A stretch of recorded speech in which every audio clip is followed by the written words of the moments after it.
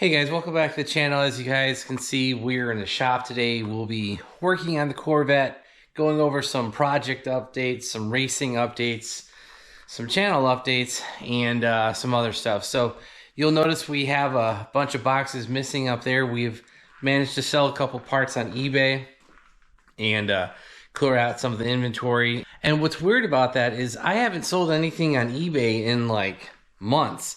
And then in the last week, I sold 4 things off of there, and I had to go to UPS like 5 different times. So it's been a weird week, but hey, we'll take those extra funds, put them back in the car like we always do. And actually, speaking of eBay, kind of bringing more stuff back in, I bought a couple things. You'll notice we have a new, to me, VCIM, so that's the Vehicle Communication Interface Module, I think that's what that stands for. So we got a new used VCIM. You'll see it has the Bluetooth adapter on it. And then down here, you guys will notice a stock ECU. We picked that up on eBay. Flashmasters, they're out of Ohio. They actually sell new used E67 ECUs. I think that was $130 shipped free, and they programmed it to the car. So I was able to go ahead, unplug the Haltech, plug that in, and that allows us to get to some more menus on the Tech 2 scanner. So the one thing I will tell you we did, if you guys read this piece of paper, there is a theft deterrent control module program and setup. Basically what that is, you have to access that through the Tech 2. I actually knew about that in the Tech 2 menu. I didn't read the piece of paper until after I'd done it. But I went into the Tech 2, saw that reprogram sequence, did it. It took 10 minutes. I didn't realize that that process took 10 minutes. And I basically think what that did was it basically married the ECU to the BCM and allows everything to communicate without issue. Reading the instructions from Flashmasters, basically it says if you guys don't do this, it could actually lock out the car sometime in the future. It's kind of a little weird, but yeah. So with the ECU plugged in, we're able to do that. Wasn't aware that they had told us that we should do that. And by running that marrying program, I think that will help eliminate any issues that we might have between the Haltech and the BCM. In one of our previous videos, I had mentioned I thought we might run into an issue just trying to start this thing off the get-go without buying a stock ECU and doing that programming, the theft deterrent control module programming. If we didn't do that and you guys are building a car like we are, I think you'll run into issues with those two not communicating. So hopefully by programming that ECU, doing that module programming, that will help us eliminate any issues when we actually do our switch over and we get rid of the stock ECU and we plug the Haltech back in. Like I said in the previous video, I think we would have had issues if we skipped that step. So I'm glad I bought it. It wasn't that much money. It was 130 bucks. And basically when we're done, assuming everything works well with the Haltech, I could probably resell that ECU for 100 bucks. You know, they go for pretty decent money on eBay. And it's programmed and we should be good to go. So, and for our next update, you guys will actually see that we have some additional lines here. You guys can see this line right here. If you read that, it does say dry sump. This is basically our 3/8 hose that runs over here. It's going to connect to our port on the Extreme CFM catch can. You guys can see the dry sump port. So we added a 90 here. We removed the plug, ran some extra hose, and we will run it over there to the C7 dry sump tank. Now, there is a little bit of confusion out there about the routing with the PCV hoses and lines for the Extreme CFM and the dry sump tank. I think for that catch can that we have, we do have to plug one of the C7 ports. So there's 2 ports here. There's another port here on the bottom. Actually, you guys can see the back of it. I think we have to plug one of those. I'm not sure which one it is. The instructions are kind of lacking. I remember that from a few years ago. So we'll have to figure that out in the future. The next little update I have, you guys will see a silicone hose here. That hose right here, this actually runs to the Haltech ECU. If you guys read it, it says Haltech map sensor. So we ran that silicone vacuum line down here to the Haltech, and we're basically going to run that into the side of the blower. I think we showed this in an earlier video. We'll run that hose right here. That way the Haltech ECU has a pressurized map sensor signal with nothing else interfering with it. So now, I know that's a lot of updates that we just went over, but you guys can see I have kind of made a punch list for the car. A lot of stuff on here. There's also a lot of stuff not on here. So, you know, dry sump, fuel purge solenoid, BCM, VCIM, and then on here you will see the ABS module, replace plastic connector. Now what that is referencing to, that is going to be the main engine harness connector connecting to the ABS module. We have it plugged in. It programmed just fine. We programmed that. We showed you that in a previous video. Basically, long story short, the company that sold me the engine harness had one bad connector. It was the ABS connector. I bought a new one on eBay. I think it was like $24, something like that. And you guys can't see it, but there is the ABS module. And what is broke on it is basically the securing locking mechanism. And it might be okay, but this car is probably going to have a lot of vibrations, and I don't want to have any ABS issues if that harness, you know, backs out because of vibrations and stuff. So we're going to go ahead and replace that. We're not going to replace any pins. I'm not planning on it, at least. And basically just pull one pin out, put it on the new connector. Do that like 30 times because there are a bunch of wires on that. So that's the ABS module. The next one is the XM cut pin on motherboard. We talked about that in previous videos. Fuel pump relay, create power line, move trigger, install the driver's fender liner. Now I've actually already done that. We'll have a picture here. And that is basically, we moved the relay from up here to the back where it was originally. Go down to the fender vent. You guys have already seen a video on that. We did that over here, but we haven't done the driver's side. Haltech wiring, still haven't done the sensor wiring or the fuel pump. And then the last item here is chassis, nut and bolt check everything, suspension, engine mount, cotter pins. Oh, yeah, that's pretty important. So when I had to take all of the wheel bearings off, we did that in a previous video as well. Basically, I did not put new cotter pins in them because I didn't have any. I just need to go out and buy some of those. We'll install those when we do the final nut and bolt check. And this might seem like a pretty comprehensive list, but we are forgetting a couple things. One is going to be the engine. The second is going to be the wiring and everything else we got to do for that. And the last item is going to be the clutch. I think we told you previously I sent that clutch out to be rebuilt from RXT from McLeod. It's an RXT 1200 clutch. That has come back. So basically that is just install it on the new motor. Put the motor in, nut and bolt everything, fluids, and hopefully running. So, yeah. Speaking of engine updates, I will show you a picture here. So that is our 5.3 liter getting ready to be cut and bored and stroked and all that stuff out to a 427. You guys will notice there are no sleeves in it. That is because Ken has already cut them out, and we'll be putting in the new bigger sleeves. I can't remember if they're from Darton or another company. They're both equally well known in the engine racing business, so I think they're Darton. Yeah, I'm pretty sure they're Darton sleeves. So we'll have Darton sleeves on there. And so yeah, that's basically the latest and greatest on the motor. Ken's basically busy with that. He finally started working on it. I think the rod and pistons are here. The pistons are. The rods and crank are still in shipping. Those are all from Molnar. I think it's going to be a DSS piston.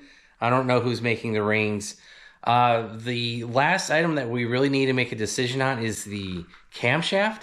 I think Ken was going to do a custom cam for the setup because it's dry sump, it's boosted, it's a 427. So, you know, I'm sure we could get a off-the-shelf cam, but the one thing I'm worried about is we might run into deadline issues. And what that deadline is basically I have signed up for the North Carolina half mile. It is the ECTA, the East Coast Timing Association, out at Maxton, North Carolina. There has not been an event there in probably 10 plus years, maybe even 15. It's been a while. And it's at an old World War II air base. It's like a 3-runway complex.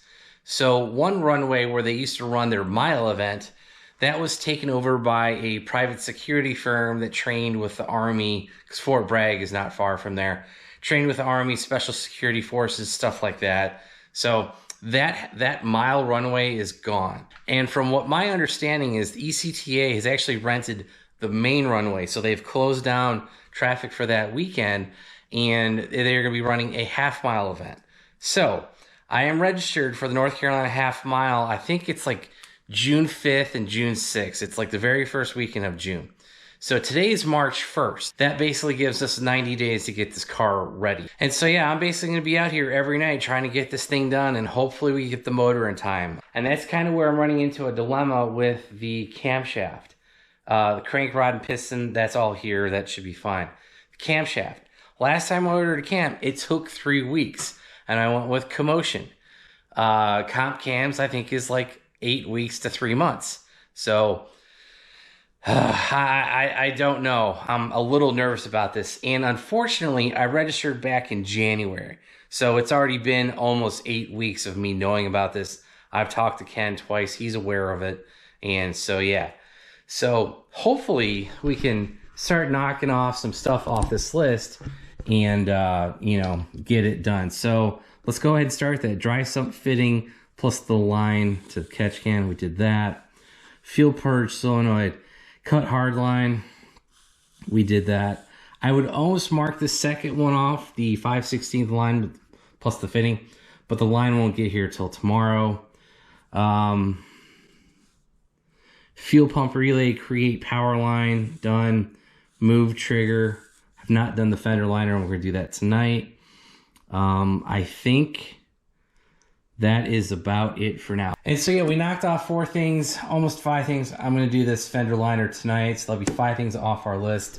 That's 5 steps closer to getting this car ready for the half mile. And so yeah, we have a pending deadline of 12 weeks. When I registered for the event 8 weeks ago, you know, I was like, oh, 6 months, that'll be fine. Well, somehow 2 months disappeared, and now we're into March, and that gives us 12 weeks left. And yeah, so that's a big yikes.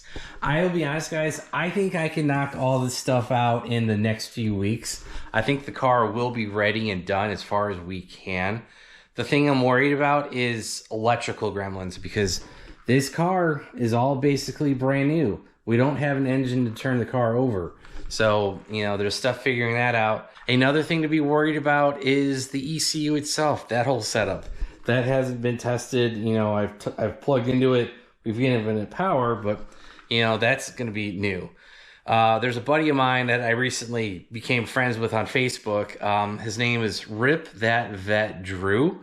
I think that's his screen name. He's got a red C6, a big aftermarket Pro Charger and intercooler setup. He is doing the same thing right now, and he's having startup issues. I think the Minton box went bad on his. So, and Sean kind of hinted that they may have had issues with those in the past. So, you know, there's that. The camshaft, like I said, if Ken waits too long, we might miss the event because the camshaft's going to take a month to two or 3 months to make. And the last thing I have to worry about is a chassis dyno. I would really prefer to get this car chassis dynoed before we go racing it down a runway, because I mean, if that's what we got to do, that's what we got to do. I really don't want to. The issue with the dyno is there's not a ton in the Charlotte area that rent them out, if that makes sense. I think most of them are all dedicated shops. So, you know, if you could find a place, they might have a month wait. And again, we have 3 months, a month wait, waiting on camshaft. There's a lot of spinning wheels here, and I don't know where we're going to end up on this thing. And so, yeah, guys, we have a lot of stuff to get done over the next 3 months. And I know that sounds like a long time, but it isn't. Like, the first 2 months have already disappeared. And I've pretty much been working on this car, maybe not every night, but every other night. I've been coming out here knocking some stuff out. So the other problem is, guys, this is not my full-time job. I work full-time. So that is actually taking up more of my time because I moved to a new team and whatnot. So new role, new responsibilities, and you know, I can't get everything done in an 8-hour day. It has become 9-10-hour day, and that basically impacts me coming out here and getting stuff done. So yeah, we got a big punch list to take care of. We'll work on it, and we'll provide you updates along the way. And so yeah, that is gonna be it for today's video. If you guys want to follow along with this new crazy journey of trying to get this car ready for the North Carolina half mile. Hit that subscribe button, turn on your bell notifications. And if you guys want to help support the channel, check out all the links down below. I'll actually include links to a spool of this 3/8 fuel injection hose, the vacuum line hose, that billet and fitting over there on the block, and there's probably some other stuff that we'll give you some links for. And speaking of parts, this is going to kind of turn into a tech tip.